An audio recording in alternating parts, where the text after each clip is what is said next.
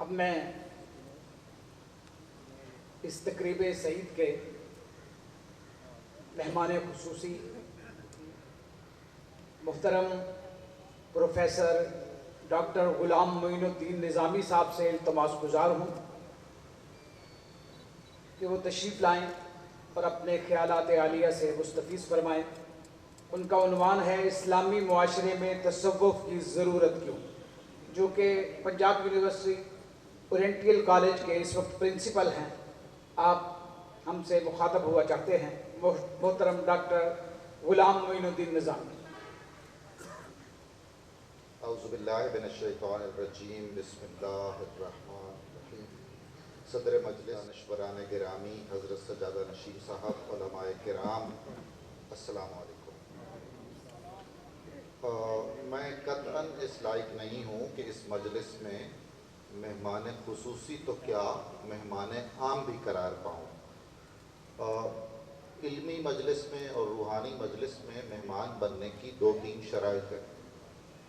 شرط اول تو ہے علم، دوسری شرط ہے طلب علم، اور تیسری شرط ہے طلب روح یا مرتبہ روحانی۔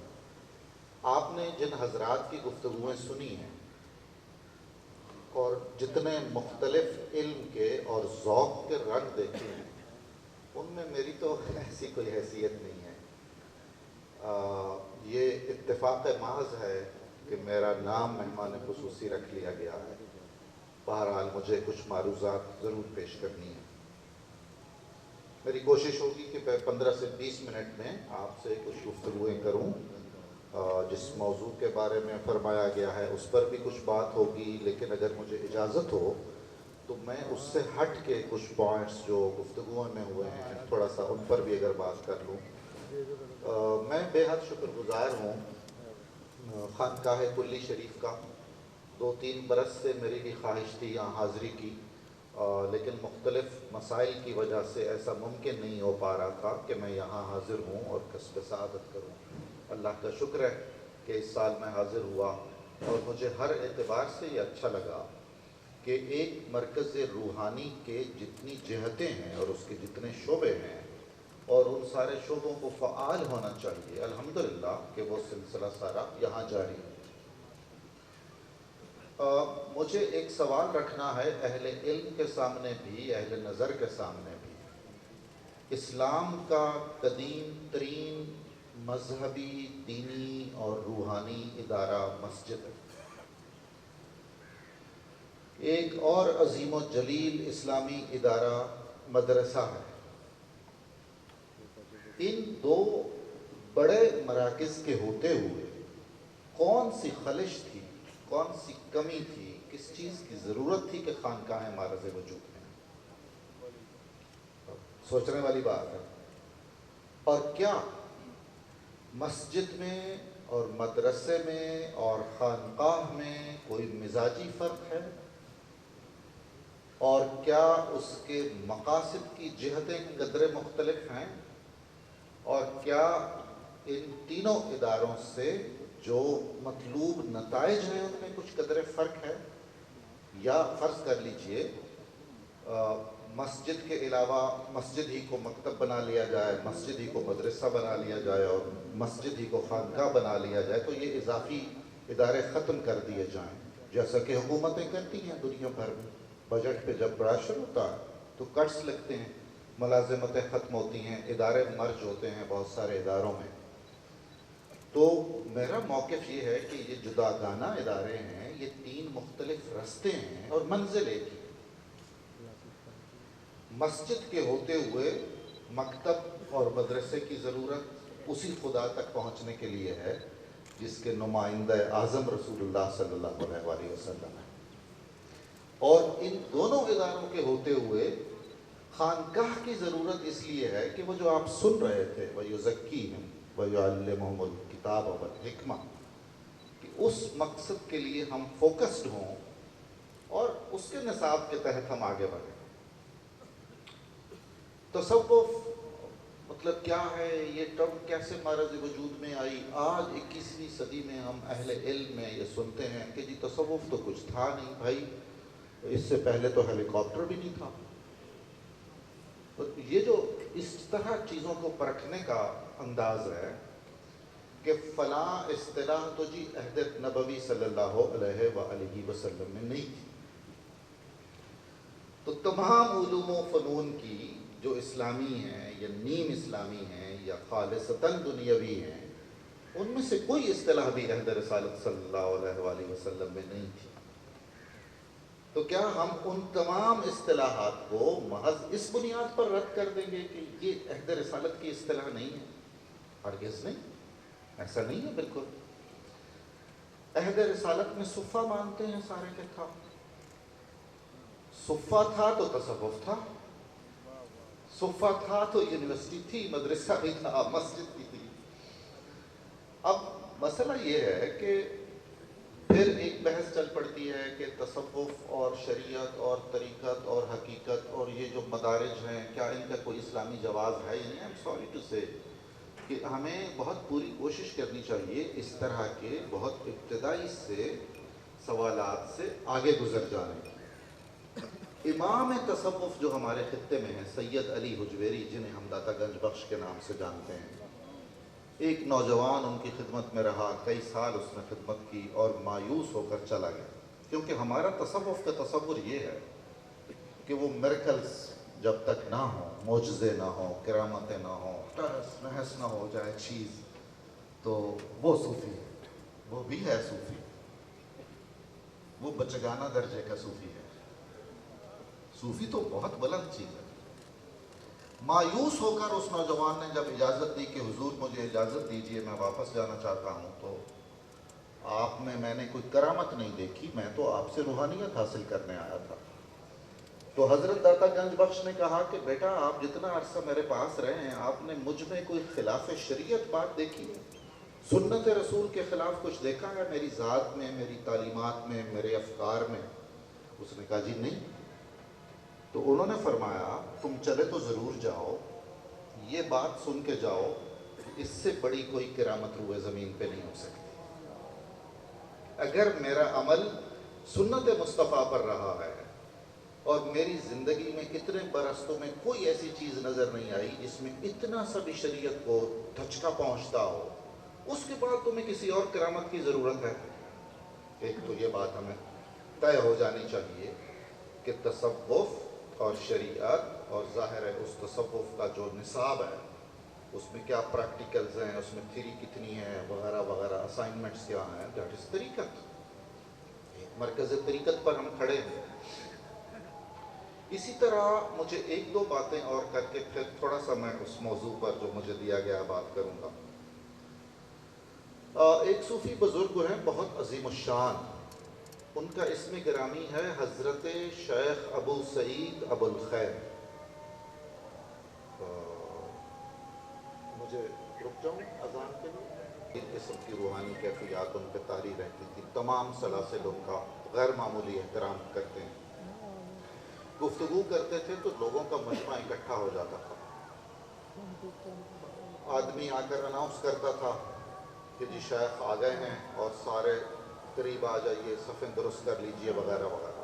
ایک دن وہ تشریف لائے تو اسی طرح روٹین کی اناؤنسمنٹ ہوئی. اناؤنسر نے یہ کہا کہ لوگ زیادہ ہو گئے ہیں، ہمیں جگہ بنانی ہے، جو شخص جہاں کھڑا ہے وہ ایک قدم آگے بڑھا. لوگ کلوز ہو گئے. اب حضرت ابو سعید ابو الخیر کی باری آئی تو انہوں نے کہا السلام علیکم بسم اللہ الرحمن الرحیم اور والناس. اناؤنسر نے آپ کو تصوف سمجھا دیا، مجھے مزید کوئی نہیں بات کرنی. جو آدمی جہاں ہے وہاں سے ایک قدم ترقی کی طرف، اوپر کی طرف آئے. ہمیں ہمارا دین بھی بتاتا ہے اگر ہماری گزری ہوئی ساعت کے مقابلے میں ہمارا حال اور ہمارے حال کے مقابلے میں ہمارا مستقبل بہتر نہیں ہوگا ظاہری اور باطنی اعتبار سے، تو ہمیں بہت سنجیدگی سے سوچنا چاہیے اپنے دین کو بھی اور اپنے اسلام کو بھی. تصوف کیا ہے اور کیا فرق ہے؟ بہت خوبصورت حضرات نے باتیں کی ہیں، میں بھی ایک بات اس سلسلے میں عرض کرتا ہوں۔ حضرت شیخ ابو الحسن خرقانی رحمۃ اللہ علیہ، ایران میں جن کا مزار مقدس ہے، نقشبندیہ سلسلے میں جو شجرہ ہے اس میں آپ کا اسم گرامی ہے۔ امی تھے، علم لدنی تھا، ظاہری طور پر کچھ پڑھا لکھا ہوا نہیں تھا۔ حیرت ناک بات یہ ہے کہ یہ وہ صدی ہے، 5ویں اور 6ٹھی، کہ جس میں عالم اسلام میں بہترین مفکرین، فلسفی اور منطقی ظہور پذیر ہوتے رہے، جن میں سے ایک ابو علی سینا ہے۔ ابو علی سینا کو آپ اسلام کے علوم و فنون کی اور کائنات کی میڈیکل ہسٹری سے نکال دیں تو دھچکا پہنچے گا۔ ابو علی سینا ایسا ہے، یہ جو ستون ہے جس پر یہ تمبو ہے، اس کو ہٹا دیں تو جو حشر ہوگا، ابو علی سینا کو ودرا کر لینے سے اتنا بڑا پرابلم ہوگا۔ وہ ابو علی سینا اس امی محض درویش کے پاس جاتا تھا اور ان کو ہل چلاتا ہوا دیکھتا تھا۔ وہ خود کاشت کرتے تھے، اپنے ہاتھ سے تھوڑی سی زمین تھی، اور اپنی بیجی ہوئی فصل سے اپنے درویشوں کو کھانا کھلاتے تھے۔ اور جب شیخ اپنے معمول کے مطابق ہل چھوڑ کے واپس آتے تھے تو وہ حاضر ہوتا تھا اور بات چیت کرتا تھا۔ تو کسی نے کہا کہ جناب آپ اتنے بڑے اسکالر ہیں، عالم ہیں اور فلسفی ہیں اور مفکر ہیں، رجحان ساز شخصیت ہے نا ابو علی سینا، آج تک یعنی اس کا نام اسی طرح عزت اور احترام سے لیا جاتا رہے گا۔ تو یہ جو بزرگ ہیں یہ تو الحمد بھی نہیں صحیح پڑھ سکتے، ایرانی لہجے میں پڑھتے ہیں، تجوید نہیں سیکھی ہوئی، قرأت نہیں سیکھی ہوئی، آپ کیا لینے آتے ہیں؟ انہوں نے کہا یار کیا لینے آتا ہوں، جو کچھ میں جانتا ہوں نا وہ یہ دیکھتا ہے، میں تو اس لیے آتا ہوں۔ پھر انہوں نے کہا کہ یہ جو میرے پاس ہے، جو میں نے کسب کیا ہوا ہے علوم و فنون، یہ تو کسی وقت زائل بھی ہو سکتے ہیں،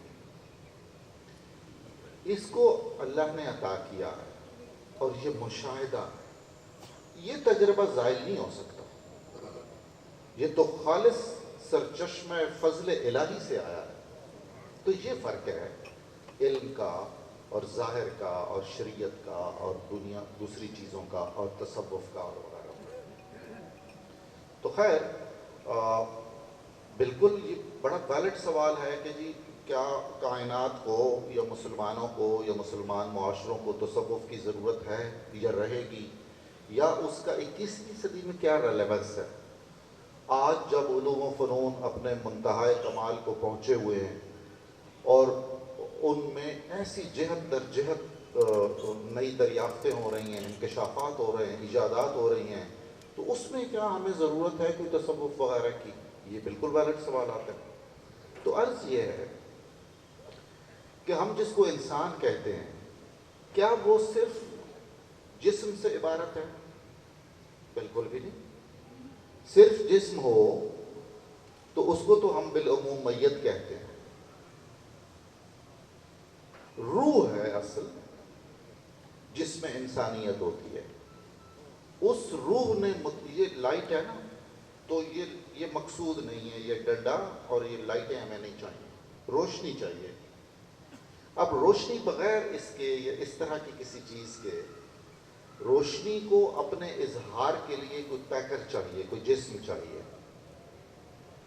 خوشبو ایک جوہر ہے، اس جوہر کو فلسفیانہ اور منطقی اصطلاح میں ایک عرض چاہیے، ایک اسکیل جس میں وہ اپنے آپ کو ظاہر کر دے، جس کو کیریئر بھی کہتے ہیں۔ ہم جو کیپسول کھاتے ہیں میڈیکل کا، وہ کیپسول ریکوائرڈ نہیں ہے، اس کا کانٹینٹ ریکوائرڈ ہے، اس کے اندر جو سالٹ ہے۔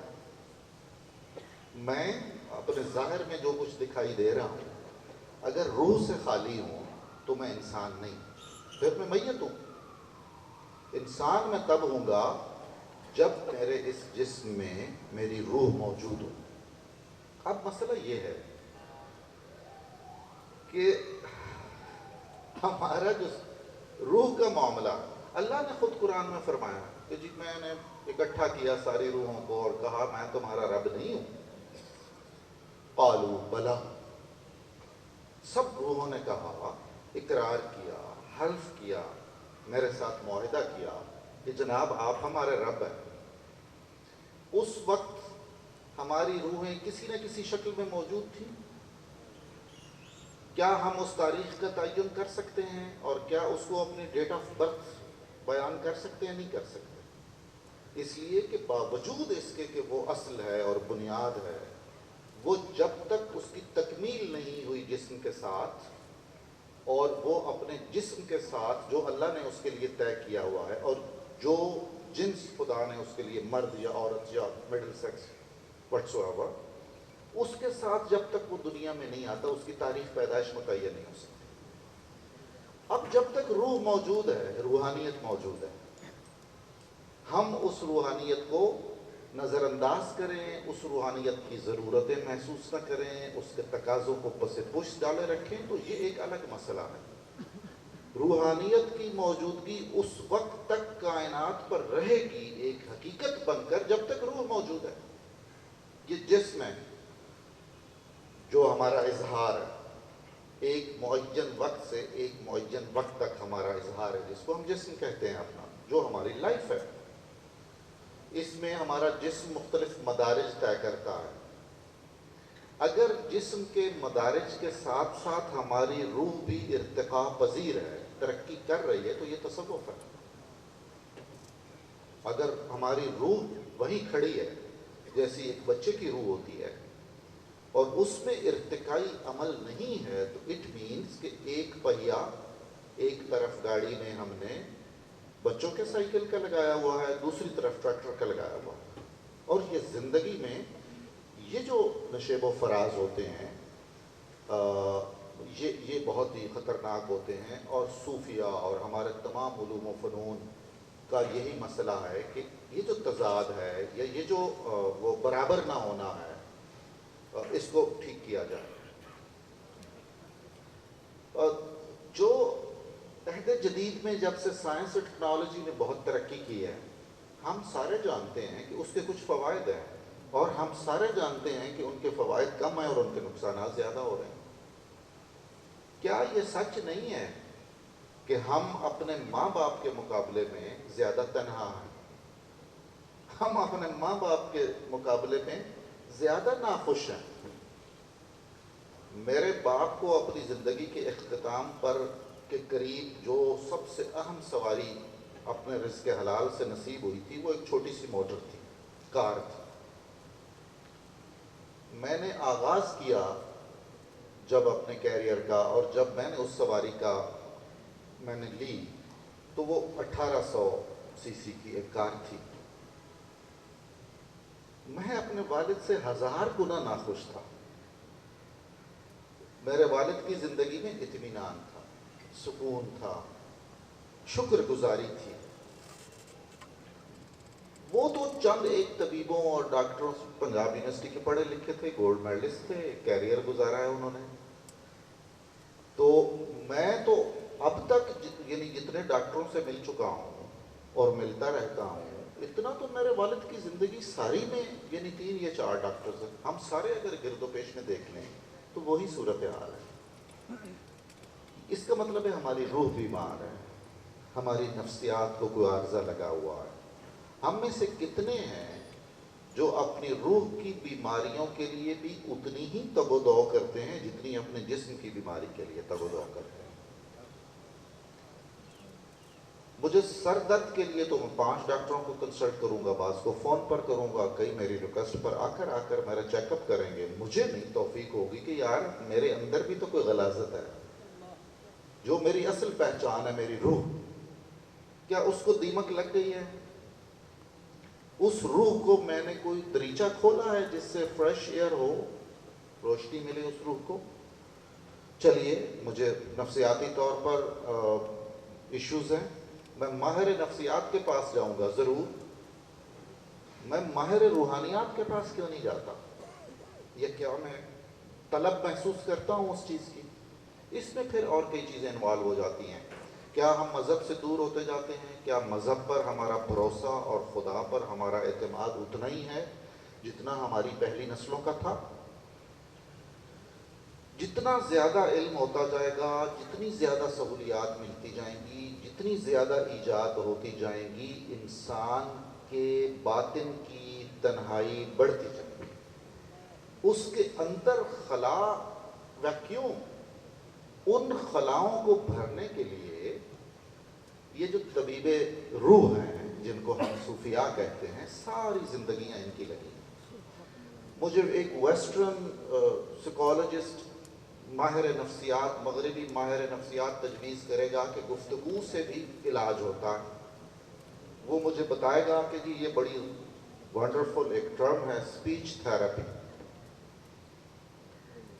کہ جی میرا کوئی مسئلہ ہے تو میں کسی مخلص دوست کو اپنی بات بتاؤں ساری، میں ہلکا ہو جاؤں گا نا، میرا مخلص دوست مجھ سے بات چیت کرے گا، تسلی دے گا، اطمینان، اللہ خیر کرے گا، یار ٹھیک ہو جائے گا، کرتے ہیں کچھ، فکر نہ کرو، کیا ہو گیا ہے، دس از اسپیچ تھراپی۔ یہ ساری خانقاہیں یہی کرتی رہی تھی۔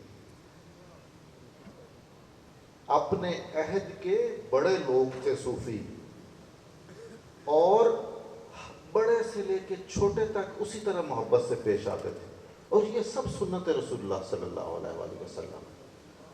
ہمارے رسول صلی اللہ علیہ وسلم تو وہ ہیں کہ بچے کہتے تھے یا رسول اللہ میں اپنی باری کھیل لوں، آپ رکتے رہیے، جائیے گا نہیں، میں نے سلام لینا ہے۔ اللہ کے رسول رک جاتے تھے۔ خاتون تھوڑا سا ان کا دماغی توازن بے ادبی ہے، مطلب اس طرح سے، تو وہ آپ صلی اللہ علیہ وسلم کو بلا کر آپ سے باتیں کرتی رہتی تھیں، اور میٹنگز بڑی ارجنٹ، اور بعض اوقات فارنرز ڈیلیگیشنز آئے ہوئے ہوتے تھے مسجد نبوی میں، رسول اللہ ان وفدوں کو چھوڑ کے ان خاتون کو اٹینڈ کرتے تھے۔ ایک دفعہ کسی صحابی نے عرض کیا کہ یا رسول اللہ انہوں نے تو یہیں رہنا ہے، انہوں نے وہی باتیں کرنی ہیں جو یہ کرتی رہتی ہیں، یہ وفد آئے ہوئے ہیں، آپ کرم فرمائیں۔ تو رسول اللہ صلی اللہ علیہ وسلم نے فرمایا قسم ہے اس کے قبضہ قدرت میں، اس کی جس کے قبضہ قدرت میں محمد کی جان ہے۔ اور جب آپ یہ فرماتے تھے تو اس کا مطلب ہے کہ یہ بہت دھیان سے سننے والا مسئلہ ہے۔ یہ خاتون مجھے مدینے کی جس گلی میں جب اور جتنا بلائے گی مجھ پر لازم ہے کہ میں جاؤں اور اس کی میں بات سنوں۔ یہ صوفی کا کانسیپٹ ہے۔ اور قرآن کریم میں ہے، رسول اللہ فرماتے تھے میں قربان جاؤں ان اصحاب صفہ پر جن کے لیے خدا نے مجھ محمد پر عتاب فرمایا ہے۔ چند دن ٹائم نہیں دے سکے اصحاب صفہ کو، قرآن نے کہا کہ جناب آپ کی ڈیوٹیز میں سے یہ ہے طریقے صوفیہ۔ جہاں جہاں بھی تمام سلاسل طریقت کی خانقاہیں ہیں اور مراکز ہیں، ان کا یہی کام تھا، یہی کام رہا اور یہی کام ہونا چاہیے۔ دیگر ساری کامیابیاں اضافی اور اضافی نعمتیں، سب سے پہلے بنیادی نعمت کا شکر ادا کرنا چاہیے تاکہ اللہ تعالیٰ اس میں اضافہ فرمائے۔ اس کے بعد جو بھی اضافی خدمات اور جہاد ہیں ان کا شکر ادا کرنا چاہیے۔ میں آخری بات کر کے آپ سے اجازت لوں گا، یہ ایک ذاتی رنج ہے۔ ہم سارے جانتے ہیں کہ پاکستان میں مشائخ اعظام ایک بہت بڑی قوت ہے، ہم سارے جانتے ہیں، ان میں عظیم الشان جاگیردار بھی ہیں، صنعت کار بھی ہیں، سرمایہ دار بھی ہیں، اور سب سے بڑھ کر یہ انہیں وہ فضیلت حاصل ہے جو بہت کم لوگوں کو حاصل ہوتی ہے کہ وہ دلوں پہ حکمرانی کرتے ہیں۔ میری حسرت رہی کہ کاش پاکستان میں سب سے بڑا فری ایمبولینس کا سسٹم کسی ایک خانقاہ کا ہوتا یا ساری خانقاہوں کا ہوتا۔ اسی طرح مجھے ہمیشہ یہ رنج رہے گا کہ یہ سارے لوگ مل کر، یار یہ ہمارے پاس تو ایسی خانقاہیں ہیں جو ایک پورا ملک چلا سکتی ہیں۔ دہتا صاحب کی جو انکم ہے نذرانے کی، اس میں تمام 2 نمبریوں کے بعد صرف وہ 3 یا 4 کروڑ ماہانہ ہے۔ پنجاب کے مذہبی امور اور اوقاف کے محکمے کا مور دین 60% صرف اس ایک درگاہ سے مینج ہوتا ہے۔ پتہ چلتا کہ پاکستان کا جو ترقی یافتہ ترین کینسر ہسپتال ہے وہ کسی کھلاڑی نے نہیں بنوایا، وہ کسی خانقاہ نے بنوایا۔ مجھے پریشانی ہوتی ہے کہ میں اپنے بچوں کو اعلیٰ تعلیم کہاں سے دلواؤں۔ مجھے یہ سارے لوگ، میرا اپنا تعلق چونکہ ایک خانقاہ سے ہے، میں ان میں سب سے کم پڑھا لکھا اور کم علم میں بھی کم ہوں، عمل میں بھی کم ہوں، مگر میں اس طرح کی بات چونکہ کرتا ہوں تو میں اپنا گھر سمجھ کے یہاں بھی کر رہا ہوں۔ یہ ایک دوسرے کو وتواصوا بالحق اس کے ذیل میں آتا ہے۔ ایسی چند یونیورسٹیاں یہ بنا دیں کہ لائن لگی ہوئی ہو میرے جیسے لوگوں کی کہ نہیں، میں نے فلاں خانقاہ کی جو یونیورسٹی ہے نا اس میں اپنے بچے پڑھانے ہیں۔ اور یہ کوئی ایسا بڑا کام نہیں تھا۔ 72 سال ہو گئے پاکستان کو، اللہ تعالیٰ اس کو سلامت رکھے، ہم سب کو اور ان مراکز فیض کو بھی سلامت رکھے جن کا نام خانقاہیں ہیں، اور انہیں علمی اور تحقیقی خدمات اور روحانی خدمات وہ کمپلسری سبجیکٹ ہے ان کے لیے، انہیں اٹینڈ کرنا ہوگا عوام کو، ان پر لازم غریبوں اور مسکینوں کے مسائل انہیں سننے ہوں گے، اور پھر علمی اور تعلیمی اور تحقیقی اور تصنیفی اور اشاعتی سرگرمیاں اور سماجی خدمات کے شعبے میں میں عرض کرنا چاہتا ہوں کہ اہل خانقاہ کو بہت توجہ دینی چاہیے۔ آپ سب کو اللہ تعالیٰ اجر سے نوازے، آپ یہاں تشریف لائے، ہم سب کو اس مجلس کی فیوز و برکات سمیٹنے کا اجر بھی دے اور حصہ بھی دے جو بھی ہمارا اس محفل روحانی میں ہے۔ میں ایک بار پھر سب کا شکریہ ادا کرتا ہوں، اور یہ محبت اور خلوص سے کی گئی باتیں ہیں، ان میں سے کسی کو اگر کوئی ناپسند لگے تو میں تہہ دل سے معذرت خواہ ہوں۔ بہت شکریہ آپ کا۔ السلام علیکم۔